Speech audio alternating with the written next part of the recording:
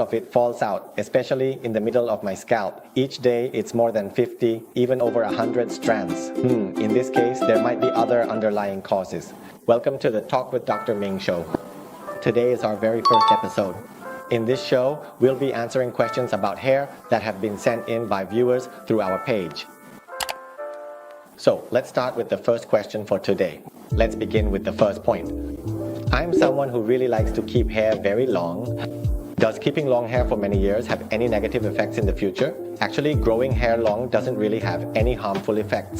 However, for some people with long hair, they may need to tie it up or braid it. If you tie your hair too tightly or pull it back too much, there's a higher risk that your hair will fall out more easily. This usually causes hair loss mainly around the sides here.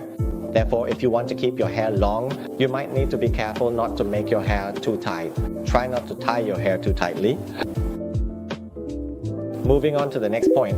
A common problem is frequent hair loss for people who wash their hair often and notice a lot of hair falling out when they shampoo. This usually results in hair loss, especially around the crown of the head. Actually, when it comes to the issue of hair loss, normally during hair washing, each strand of hair has its own life cycle. It grows longer and longer for about 4 to 7 years, then stops growing, and after that, it falls out. After 3 to 4 months, new hair starts to grow again. This is the normal life cycle of hair. People who wash their hair every day might feel like their hair keeps falling out each time they wash it. This is completely normal. If we don't have any issues with hereditary hair thinning, it's normal to lose some hair each day, especially when washing your hair. It shouldn't be more than about 20 or 30 strands. But if anyone is losing more than 50 or even 100 strands of hair per day, then there might be another underlying cause. Especially for women, if you start to notice thinning on the top of your head, well, there might be an issue with hereditary hair thinning. In women, thinning usually starts at the top and gradually becomes thinner and wider over time. In men with hereditary hair thinning, the hairline slowly recedes at the sides, moving further back, and then the top also starts to thin. Okay, next point. What is shock loss after a hair transplant? Is it something to be afraid of? Actually, shock loss after a hair transplant is a normal condition and nothing to be afraid of. Shock loss can occur in the areas near where we took the grafts from the back. The normal hair in those areas may experience shock loss and some shedding. The same goes for the area where we just transplanted the hair. In the area where we just did the transplant, after about 2 or 3 weeks, you may start to notice some gradual shedding similar to shock loss. This hair will gradually grow back again. If the stem cells in the hair roots are still healthy, about 3 to 4 months after the shedding starts, the hair will gradually begin to grow back, getting about a centimeter longer each month. After about 6 months, you should start to see a noticeable difference. Moving on to the next point, what are the factors that cause hair to come out in your hand when you're stressed? That lead to hair loss and thinning? It's really worrying, isn't it? When people are stressed, many might find themselves touching or pulling at their hair. When you're stressed, this isn't actually dangerous. When we touch or pull our hair and notice a few strands coming off in our hand, if it's just a small amount, 1 or 2 hairs, this usually isn't dangerous. But if you find that you keep pulling your hair and a lot of it comes out each time, there could be several reasons. The first possibility is that there might be an issue with the hair itself, making it fall out or break easily.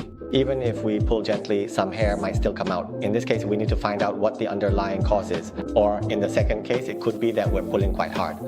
If we're stressed or anxious and we pull our hair quite forcefully, repeatedly and continuously, this is another cause that can make hair fall out easily.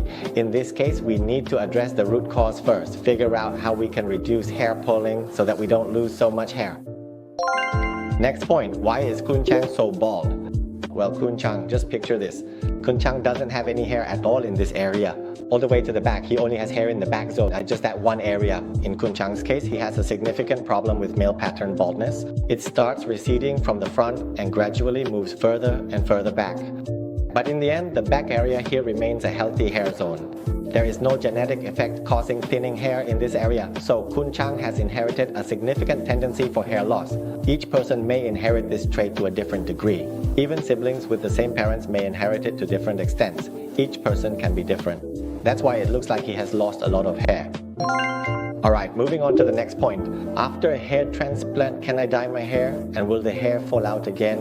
Actually, after a hair transplant, the newly transplanted hair will be perfectly healthy and strong, so there shouldn't be any problems. Once the hair has fully grown out, you can dye it, but it might be better to choose hair coloring methods that aren't too harsh or don't involve heavy bleaching. And also try not to let the dye come into too much contact with the scalp, because if you bleach your hair a lot, use strong chemicals, or let them come into contact with your scalp too much, it can cause problems for the hair roots. This might make your hair fall out more easily and could lead to future hair issues as well.